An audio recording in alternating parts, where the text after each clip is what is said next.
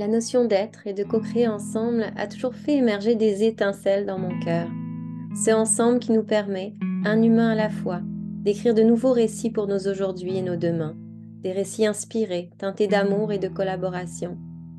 Alors, dans un élan naturel de partage, cet espace naît enfin, un espace de réflexion, de partage, d'échange, d'écoute, sans montage et sans flafla. Un moment qu'on passe ensemble pour explorer, ressentir et expérimenter de nouvelles façons d'être et de faire pour nos aujourd'hui et nos demain.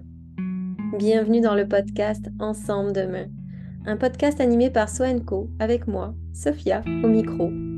Un espace dédié à l'exploration de thématiques variées, d'idées, d'initiatives qui nous ouvrent le regard, celui qu'on porte sur soi, sur les autres et sur le monde.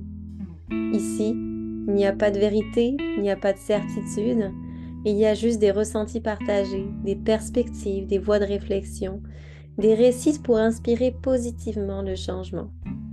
Parce que j'ai cette conviction profonde que c'est dans le ensemble, dans une démarche de connexion à la fois individuelle et collective, qu'on est en mesure de réimaginer le monde autrement. Un monde plus humain, plus juste, plus en santé, plus vivant.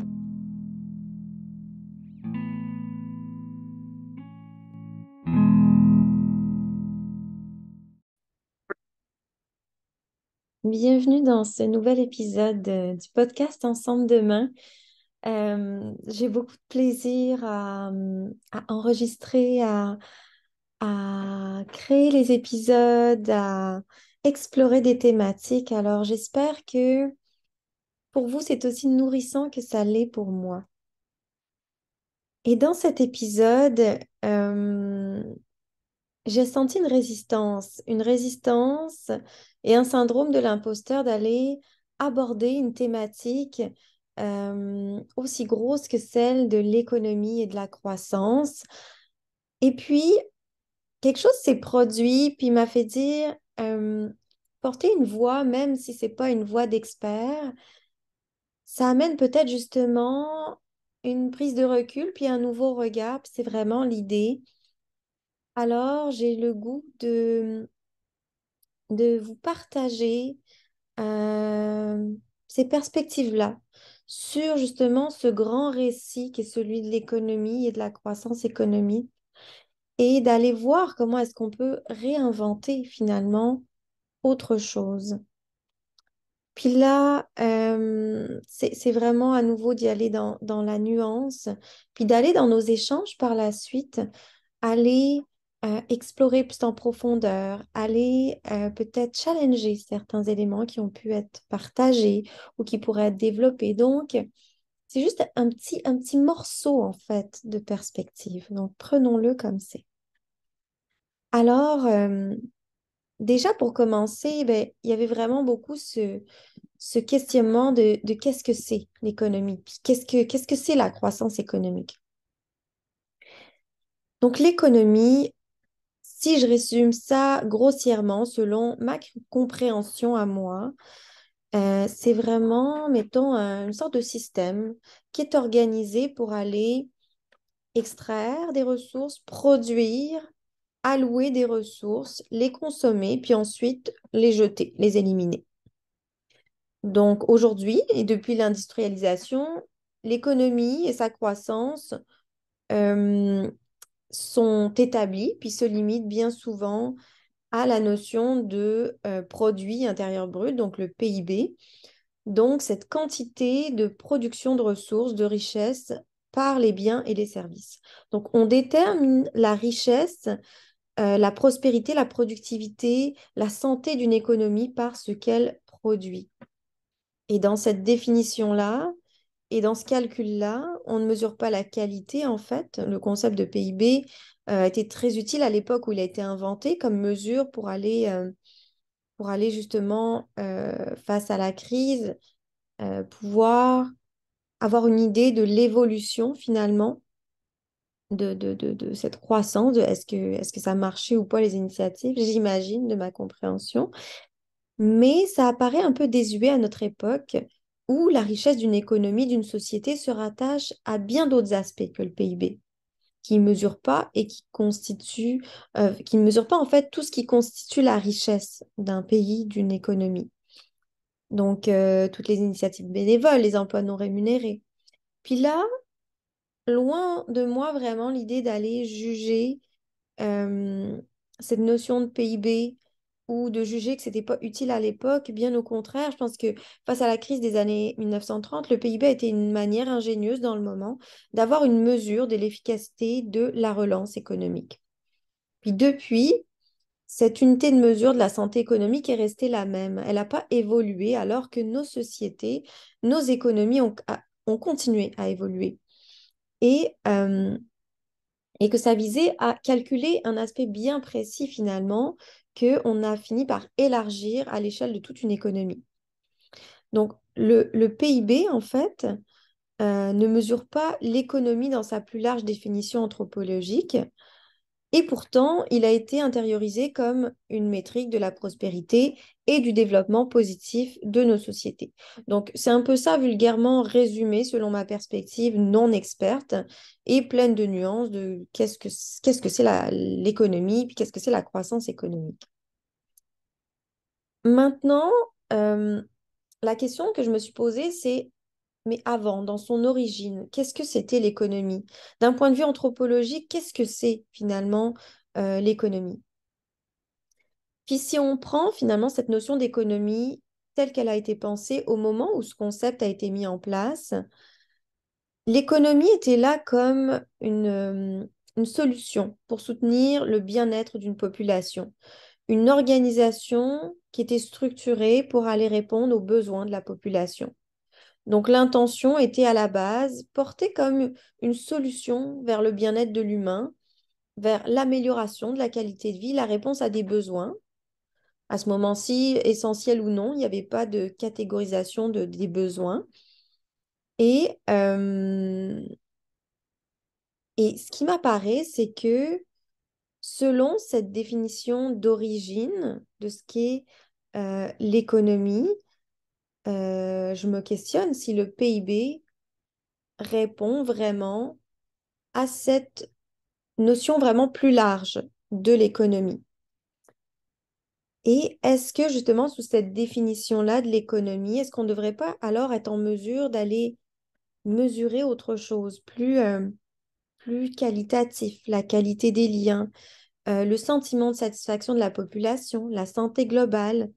Et de là sont les limites finalement, peut-être, hein, d'un système économique qui définit la richesse en comptant la moitié des affaires et en oubliant pas mal d'autres choses. Donc vraiment, toute cette culture de l'entraide qui a forgé nos sociétés et puis qui prennent une grande place finalement dans nos économies. Euh, Puis si je reviens au PIB justement, et puis si on voit euh, l'économie telle qu'on l'aperçoit aujourd'hui, l'économie telle qu'elle était définie à l'origine, puis le PIB, ce qu'on voit, euh, c'est que le PIB va compter les heures qui sont rémunérées, mais pas celles qui ne le sont pas, comme le bénévolat. Et pourtant, ça contribue à la santé de notre société. Le PIB, ce qui va compter, c'est ce qu'on produit, c'est ce qu'on consomme, mais il va pas mettre en lumière si cette production est saine ou néfaste pour la santé économique, puis pour la santé globale. Puis finalement, on réalise que ça prend pas en compte le vivant. Qu'est-ce que le vivant produit? Qu'est-ce que le vivant va nous apporter comme valeur? C'est aucunement pris en compte dans cette notion de PIB. Donc là, si on repense à la définition d'origine de l'économie, où on parlait de répondre à des besoins, d'aller améliorer la qualité de vie, d'aller jouer sur le bien-être, est-ce qu'on peut dire qu'aujourd'hui, on est dans une économie qui s'en va dans cette définition-là, qui favorise ces éléments-là? Puis là, je vous laisse y penser. Est-ce que finalement, l'économie, comme elle est aujourd'hui, dans un élan de croissance infinie, est-ce qu'elle répond vraiment un besoin humain? Et puis si oui, auquel finalement? Puis les besoins matériels de l'humain, est-ce qu'ils sont réellement infinis, comme la croissance infinie semble mettre sur la table, qu'il y a beaucoup d'économistes aussi qui ont mis sur la table dans les dernières années? Ou est-ce qu'il se pourrait que, au contraire, cette économie qu'on valorise, qu'on publicise, qu'on met de l'avant, aille de plus en plus à l'encontre de nos besoins, puis notre santé individuelle et collective? Puis là, finalement, en faisant des recherches, ce que j'ai réalisé, c'est que ce que la tendance va montrer dans les études, c'est que l'économie, elle croît encore et encore, et de plus en plus vite depuis 1960. Alors que la santé globale, le bien-être, eux, soit ils se sont stabilisés, ils stagnent, ou plus encore dans les dernières années, notamment avec la crise qu'on a rencontrée, cette crise mondiale, cette pandémie, va décliner. On enchaîne les crises en lien avec la santé mentale. Le système de santé est complètement submergé. On est dans des burn-out. Il y a des catastrophes naturelles à plus finir. La santé mentale et la santé physique sont en déclin. Et dans certains pays, il semblerait même que l'espérance de vie tende à décliner. Alors, une autre question que je me suis posée en créant cet épisode, c'est où est-ce qu'on va avec ça? La croissance infinie, la surproduction, le burn-out collectif, on produit encore et encore, on va vite, mais est-ce qu'on sait vraiment où est-ce qu'on va?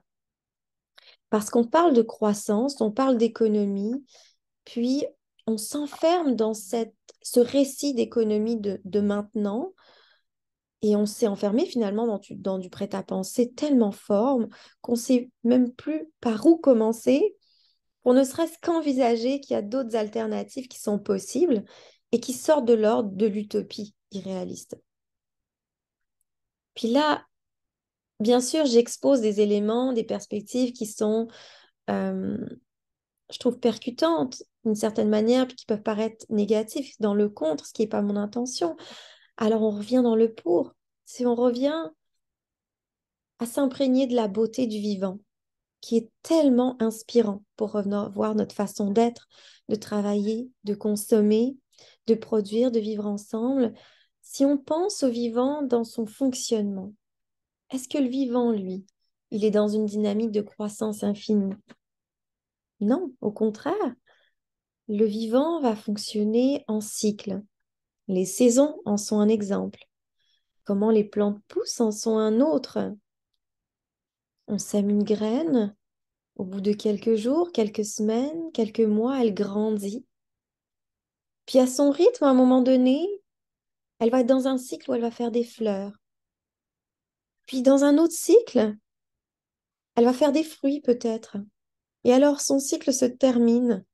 Et voilà qu'elle meurt ou qu'elle s'éteint le temps d'une période, le temps de se régénérer, pour revenir ou non dans un autre cycle.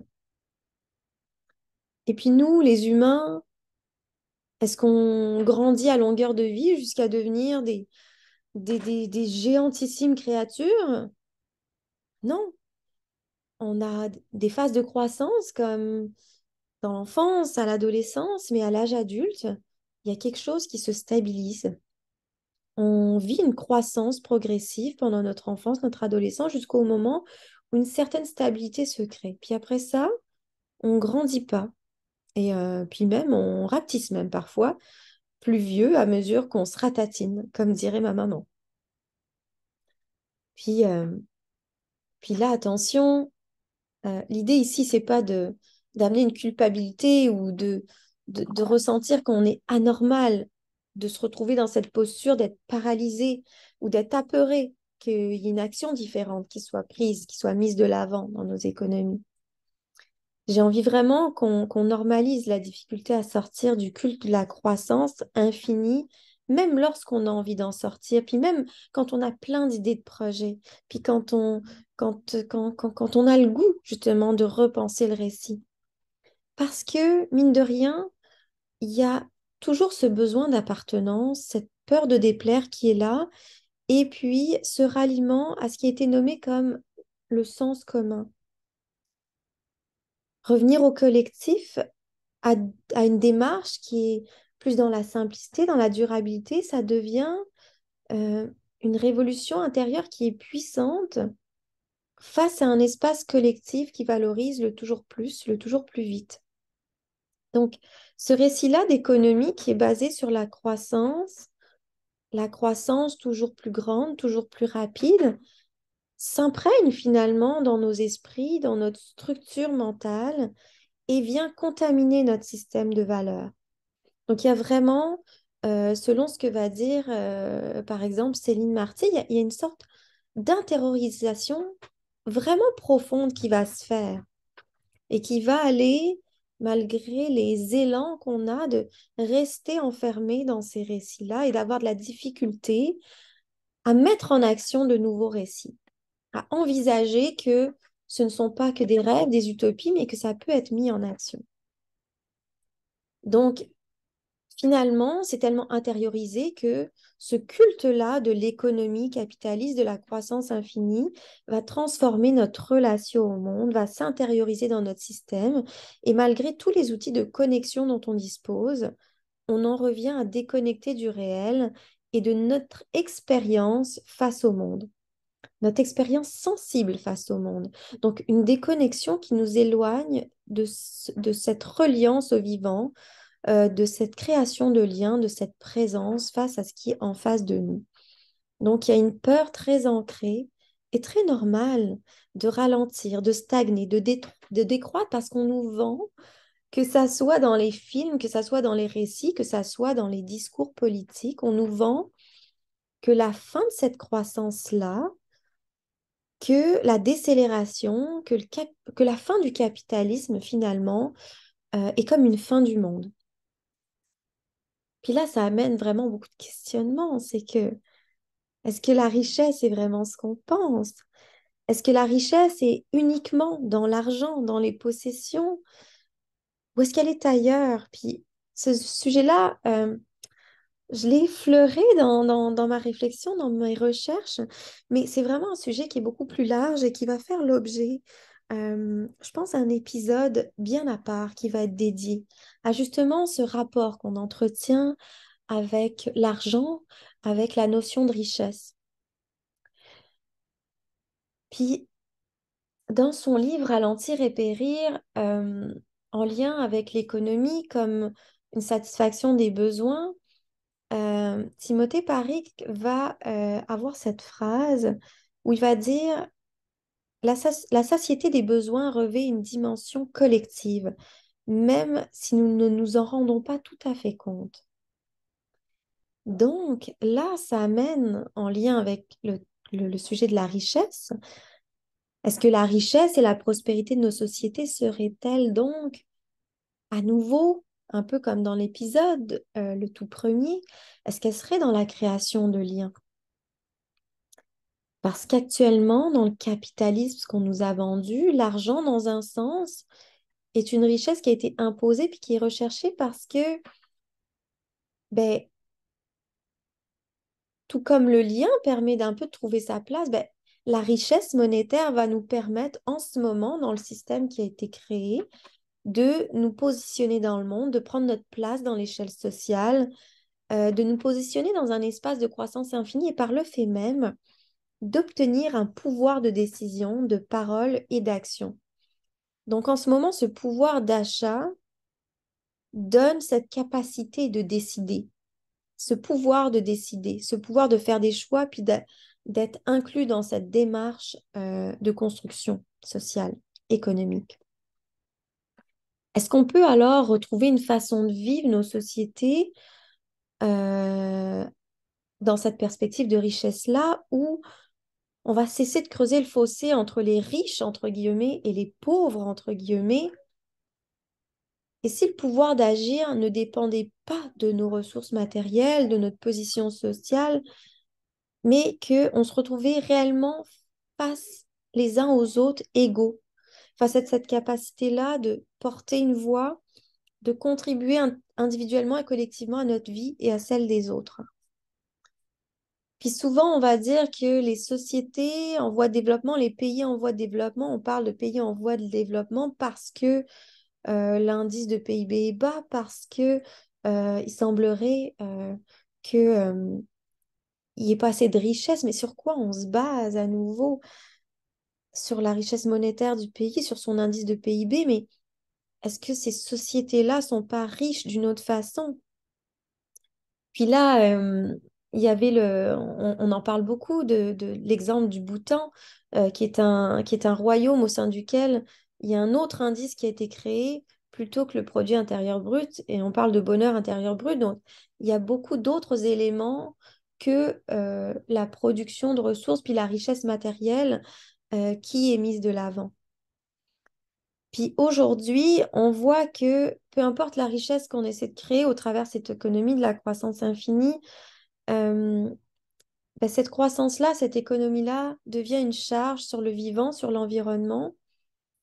Et si on revient justement dans la définition originelle de l'économie, et pour aller ensemble y répondre, comment est-ce qu'on peut allier économie et écologie pour imaginer un récit différent de l'économie?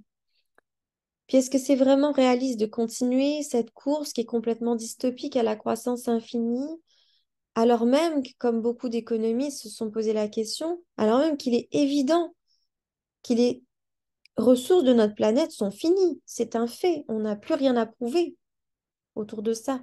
Donc il y a deux choix, c'est soit on les finit jusqu'à temps que quelque chose se passe en dehors de notre volonté, ou bien on essaie de repenser quelque chose. Puis oser ralentir un instant, puis réenvisager cette économie de la croissance infinie permettrait peut-être finalement de prendre un recul sur ce qui est réellement important pour nos demain, puis ce qui constitue réellement une innovation bénéfique pour nos sociétés, puis tout le vivant. Donc on parle beaucoup de décélérer, de décroître.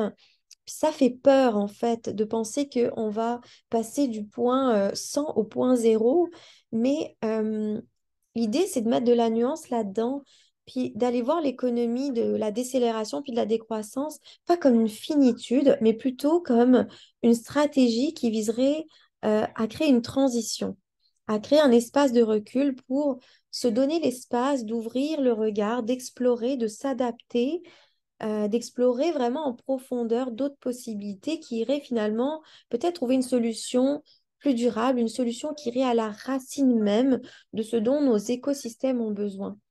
Donc, la décroissance ou la décélération en continu, non, mais plutôt s'en servir comme moment de reset pour trouver une façon de croître de manière durable, pour faire grandir des projets qui soutiennent de nouveau le bien-être collectif, le vivant, et puis l'économie dans sa définition d'aller améliorer la qualité de notre vie, de notre vivant. Puis, on pourrait prendre soin justement à ce moment-là de la qualité, en laissant un instant de côté la quantité et d'aller voir comment est-ce qu'on peut aller euh, toucher du doigt la qualité, mesurer la qualité des liens, le prendre soin que ça amène, le bien-être que ça amène, et puis finalement le pourquoi l'économie a été créée à l'origine. Alors, est-ce qu'on peut accepter d'admettre qu'il est possible de faire autrement, qu'il est possible de transformer le récit? Puis est-ce que ça commencerait pas par une prise de conscience et une prise de confiance qu'une transformation est possible, que de s'éloigner du capitalisme ne veut pas dire la fin du monde, puis qu'on peut le faire un pas à la fois, mais et puis que ça veut juste dire en fait de s'ouvrir vers un autre monde et peut-être encore plus de vie. Puis les économistes écologiques ont un point de vue euh, sur l'économie de demain qui se distingue par une prise en compte plus approfondie justement des enjeux environnementaux, de la durabilité, puis qui considèrent que les modèles économiques actuels ben, vont mettre l'accent sur la croissance infinie, sur l'exploitation des ressources, mais qui ne sont pas viables à long terme. Donc, dans une économie plus écologique, on va parler de durabilité environnementale. On va insister sur l'importance de mettre en place des pratiques économiques et politiques qui préservent les ressources plutôt que de les extraire à l'infini. Donc, de réduire la consommation excessive plutôt que de consommer, mais de penser à la réduction de la consommation. Euh, de promouvoir autre chose aussi, le recyclage, la réutilisation, de favoriser les sources d'énergie renouvelables, euh, d'aller dans une économie circulaire, euh, qui vise justement non pas à produire plus de déchets et de façon de gérer les déchets, mais à minimiser les déchets. Donc de ne pas avoir à créer d'autres problèmes et d'autres solutions qui vont créer, en fait, qui vont agir comme un effet domino néfaste. Puis, il y a certains écologistes qui vont aborder cette notion-là. Je vous parlais de cette décroissance qui est comme une stratégie d'adaptation, mais ils parlent de décroissance sélective aussi, donc d'aller voir finalement euh, comment on peut repenser nos modèles pour aller se focaliser sur la qualité de vie et aller créer une décroissance aux endroits où c'est important, puis de ne pas oublier qu'il y a certains éléments qui peuvent continuer de croître puis de supporter le tout. Donc, des nouvelles mesures aussi de, de, euh, de mesurer le bien-être, de mesurer une économie. Euh, fait que ces économistes-là vont apporter une autre valeur, une autre perspective et vont plaider pour une économie de demain qui intègre d'autres d'autres éléments. Donc finalement, de nous rapprocher un peu plus de ce qu'est l'économie d'un point de vue anthropologique. Puis, dans ce changement de perspective face à la croissance, de voir aussi l'entrepreneuriat, euh, pas seulement dans cet entrepreneuriat qui est dans l'accélération, qui est dans la croissance, euh, et qui met pas forcément tout de suite uniquement l'argent, le profit au centre, mais bel et bien le sens, l'humain, la collectivité, la contribution. Et la croissance, si elle survient, elle devient lucrative pour le collectif. Donc, euh, c'est sûr que là, ça m'appelle beaucoup en lien avec la sphère entrepreneuriale que j'amène au travers Soenco, parce que je pense que nos entreprises ont un rôle important à jouer. Et de par la place qu'elles ont dans cette forme de société. Puis ça encore, ça fera l'objet d'un autre épisode, mais, euh, mais voilà. Puis encore pour déconstruire quelque chose, puis cet épisode devient vraiment long, mais il y avait tellement de choses qui étaient amenées. Mais si on revient au vivant et à la beauté du vivant, à nos sociétés d'avant, est-ce que l'argent, la croissance infinie, est-ce que c'est vraiment ce qui a toujours été intuitivement en place? Parce qu'on a beaucoup entendu ce discours, mais que tu sais, c'était comme ça, puis c'est comme ça. Mais non, si on va dans les sociétés avant l'industrialisation, avant la naissance du concept de PIB, ce qu'on constate, c'est qu'avant l'industrialisation, on était davantage dans des sociétés qui étaient dans une culture de l'entraide. Et de là encore, le lien avec le tout premier épisode, ensemble, comme une société nouvelle qui passe par leur mise en lien, propice à recréer une dynamique d'entraide et solidarité. Donc, avant l'industrialisation, il y avait beaucoup de sociétés qui fonctionnaient selon des modèles communautaires où l'entraide et la solidarité jouaient un rôle central. Donc, comme des sociétés comme les sociétés de chasseurs-cueilleurs, les communautés autochtones, c'est des sociétés, des communautés qui se caractérisaient par des structures sociales vraiment très liées, une interdépendance mise de l'avant, une coopération mutuelle qui assurait le bien-être et la survie de tous. Donc vraiment, ce partage-là des ressources de manière équitable, donc une égalité. Donc les chasseurs-cueilleurs, par exemple, partageaient leurs récoltes et leurs prises pour s'assurer que tout le monde était nourri, qu'on prenait soin de tout le monde. Il y avait aussi beaucoup de collaboration dans les actions quotidiennes, dans les tâches quotidiennes. Euh, Finalement, les individus, les humains, chassaient ensemble, faisaient la cueillette ensemble, construisaient des habitats ensemble, préparaient les repas ensemble. Donc, chacun allait contribuer selon leurs capacités pour le bien de tous. Même au niveau de tout ce qui était des savoirs et des compétences, il y avait vraiment aussi une optique de transmission du savoir, de transmission des héritages aussi. et de l'adaptation des techniques, puis des savoirs en fonction des besoins, puis des conditions, des espaces dans lesquels les gens y vivaient.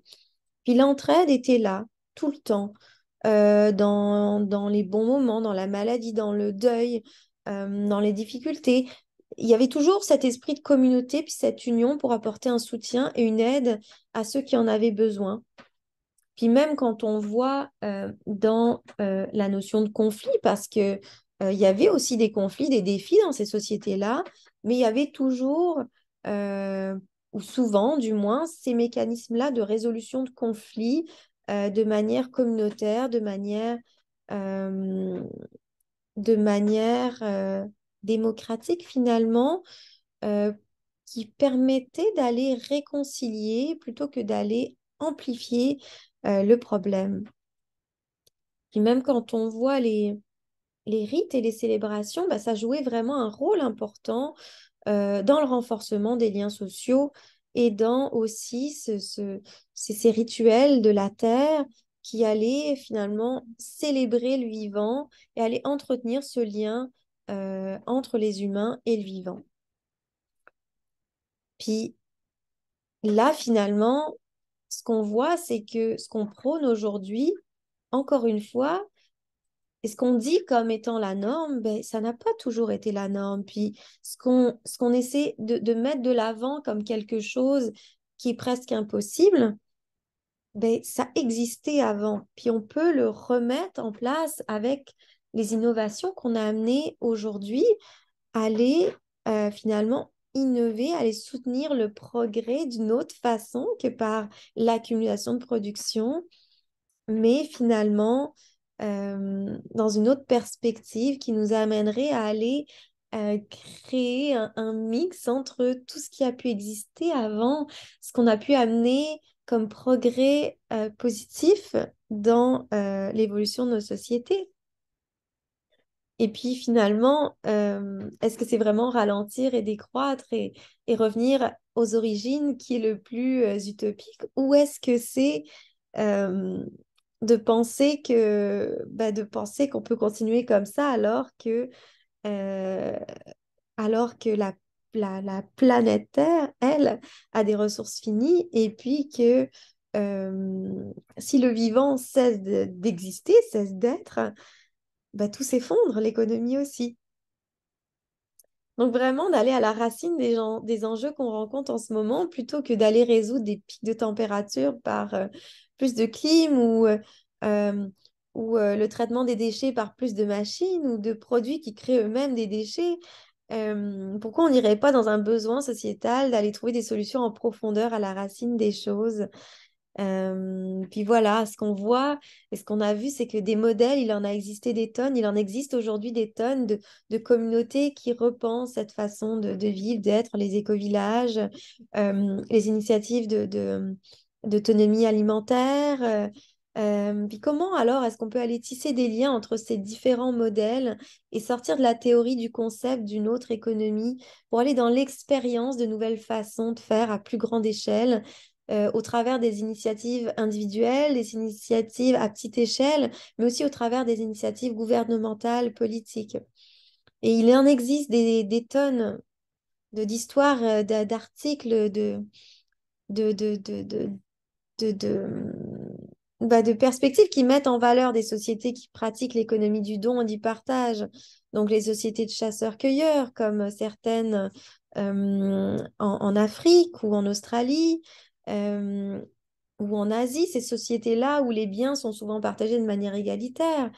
Euh, L'économie du don qu'on a vu beaucoup dans les communautés autochtones, où il y a des pratiques justement qui sont basées sur le partage. Donc, dans la dynamique des Premières Nations au Canada, il y avait beaucoup ces traditions de partage des ressources naturelles et des coopérations communautaires.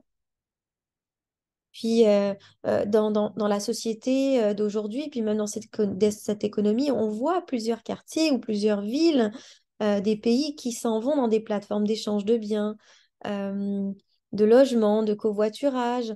Donc, c'est des exemples, ça aussi, d'économie du partage dans le contexte actuel. Euh, Puis c'est ces échanges-là qui vont au-delà des échanges monétaires, où il va y avoir aussi des échanges de temps ou de services, où on va offrir notre temps et puis à quelqu'un qui en a besoin. Puis à un moment donné, en retour, cette personne va nous offrir peut-être son temps. Donc, ces exemples-là montrent qu'il existe des alternatives à l'économie traditionnelle dans notre société d'aujourd'hui et que ça peut nous servir un peu de moteur d'élan pour aller en recréer petit à petit d'autres par-ci, par-là, parsemés dans nos quotidiens, dans nos quartiers, dans nos communautés. Puis le point commun qu'on retrouve là-dedans, c'est de nouveau l'aspect collectif, le lien, la communauté, la solidarité, l'entraide. Puis ce qui serait peut-être à favoriser dans une démarche plus globale et dans nos instances politiques, gouvernementales, c'est d'aller voir comment est-ce qu'on peut créer un espace favorable à une culture de l'entraide, euh, qu'on peut retrouver des manières pas à pas de transformer l'économie. Ça se fait pas en un jour, mais on n'est pas à la première grande transition humaine. Donc, comment est-ce qu'on peut ramener un climat de sécurité, de se lancer là-dedans?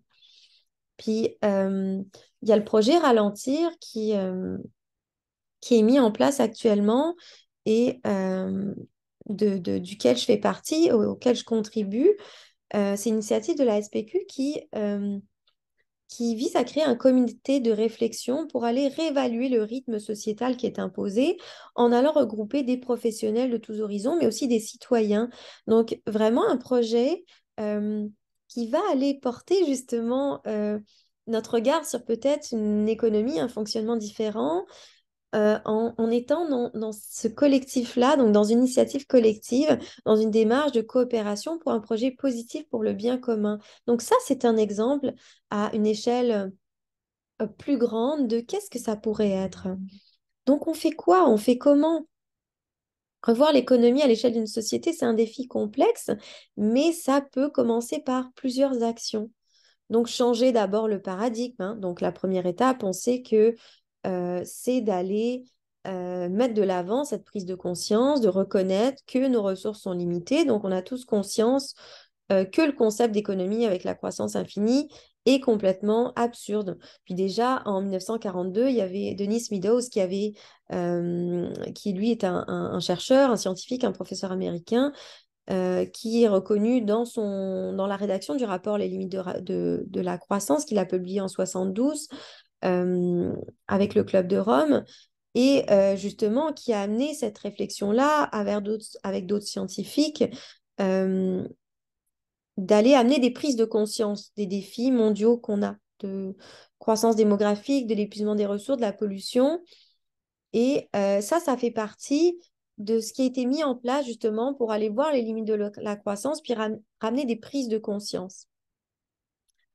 Puis, une autre façon, je parlais de créer un espace sécuritaire, d'aller ramener la culture de l'entraide, mais c'est d'aller justement promouvoir la collaboration, puis la participation citoyenne dans ces initiatives, comme on peut le voir dans le projet Ralentir. Donc, d'aller dans une économie qui est plus inclusive, qui est plus durable et qui nécessite la participation active et l'engagement des personnes. Donc, de voir comment on peut créer une démocratie participative, de réfléchir à ce qui serait créateur de liens à l'échelle de nos quartiers, de nos villes, de nos pays, de comment créer un climat de confiance et de comment créer des moments qui peuvent nous mettre en lien. Une autre façon, justement, une autre étape qui peut être amenée, c'est de repenser les indicateurs de progrès. Donc, on a parlé du PIB qui est désuet, mais on voit que dans les pays scandinaves, comme la Suède, la Norvège, le Danemark, la Finlande, ben, il y a une approche innovante en matière de développement durable, en évaluation du progrès économique, puis il y a des efforts pour aller repenser les indicateurs. Donc, en incluant des dimensions sociales, environnementales, des dimensions de bien-être dans leurs mesures. Donc, comme exemple, bah, il y a celui d'utilisation d'un indice de développement humain dans certains pays scandinaves. Et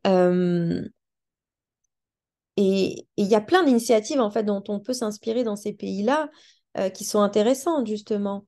Euh, même au niveau de l'économie circulaire, des énergies renouvelables, du transport actif, des infrastructures qui sont mises en place. Et puis là, si on s'en va, si on revient au Bhoutan, officiellement appelé le Royaume du Bhoutan, qui est un pays justement qui est situé dans l'Himalaya entre l'Inde et la Chine, ben, le Bhoutan est réputé pour son approche novatrice en matière de développement et de bien-être, qui est axée sur le bonheur intérieur brut, le bonheur national brut.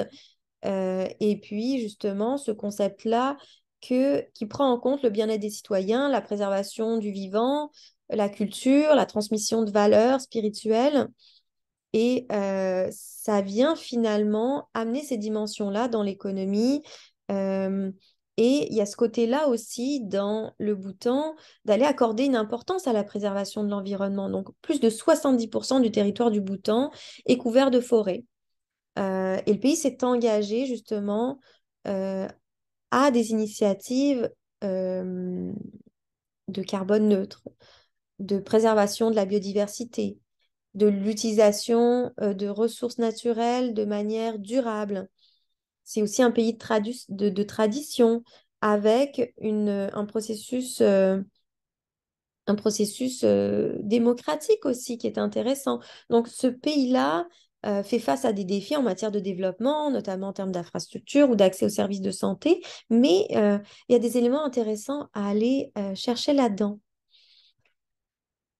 Donc qu'est-ce qu'on peut faire, par quoi on commence, il y a aussi dans le choix qu'on fait. Dans où est-ce qu'on investit? Qu'est-ce qu'on publicise? Donc, orienter les investissements vers des secteurs qui sont plus durables, euh, vers une agriculture qui est régénératrice, vers des technologies qui sont respectueuses de l'environnement.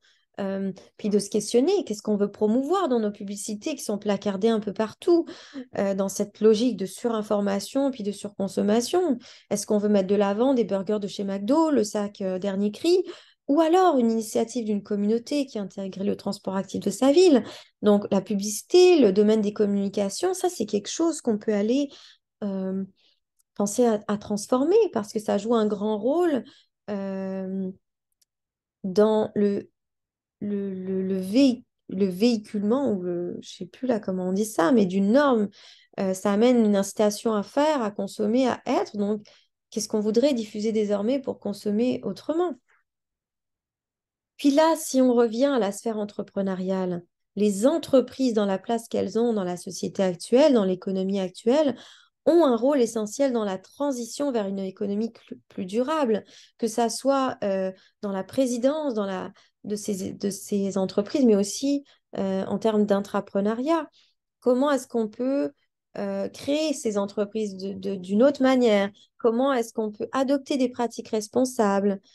Comment est-ce qu'on peut valoriser le bien-être, la santé au travers de ces entreprises-là, les valeurs, euh, notre héritage aussi? Comment est-ce que c'est possible de changer le paradigme autour de l'entrepreneuriat puis du travail en général? On peut transformer la relation qu'on entretient avec le concept de travail. Euh, des entreprises qui se fondent selon un paradigme de la contribution, des valeurs, de la profondeur dans les actions qu'elles posent. Euh, donc, d'aller donner de l'espace, donner une voix aux entreprises à vocation sociale, aux coopératives, aux organismes à but non lucratif. Donc, qu'on change l'objectif de chiffre d'affaires pour aller vers un objectif plus humain, plus durable. Qu'on arrête de penser qu'une entreprise va être pérenne parce qu'elle croît d'année en année, mais qu'il y a peut-être autre chose à mesurer que l'argent qu'elle va générer. L'éducation aussi, puis la sensibilisation, parce que qu'est-ce qu'on peut faire? On peut partir encore une fois à la racine. L'éducation, c'est un pilier essentiel pour transformer les mentalités, pour prendre soin de la sagesse de nos enfants, pour promouvoir une économie plus responsable. Donc d'aller sensibiliser nos petits êtres aux enjeux environnementaux et sociaux, de les encourager à aller dans cette culture de l'entraide, de la durabilité dès le jeune âge. C'est crucial pour façonner une société consciente et engagée. Puis ça prend une éducation au travers laquelle on change les règles et les normes d'apprentissage, où on met en lien les jeunes et le vivant, où on les met dans l'expérience du vivant, où on ne parle pas uniquement d'intelligence intellectuelle, d'apprentissage, de théorie, mais aussi d'intelligence émotionnelle, collective, où on les met en action, dans des projets où ils vont aller pouvoir ressentir et toucher du doigt ce qui est possible de se passer. Puis, à l'échelle locale, ce qu'on peut faire, c'est d'aller nous-mêmes, un à un, expérimenter des initiatives dans nos quartiers et d'aller encourager des expérimentations qui se font localement, donc des modèles économiques alternatifs, des monnaies locales, des projets de partage, des projets solidaires. Donc, euh, donc voilà, donc revoir l'économie à l'échelle d'une société, je pense que ça nécessite une prise de conscience, une prise de confiance et une approche holistique qui intègre plein d'aspects euh, économiques, sociaux et environnementaux. Puis ça exige à la fois une volonté individuelle, politique, puis une mobilisation collective pour aller transformer les structures économiques et culturelles existantes en vue de créer une société plus durable, plus équitable et plus résiliente. Alors voilà, c'est un long épisode sur l'économie, sur cette perspective. J'espère que ça aura allumé des lumières, que ça vous aura donné des élans, des idées.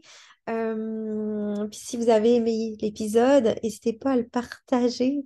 N'hésitez pas à en partager des parcelles, des moments où vous avez aimé, des phrases qui vous ont inspiré.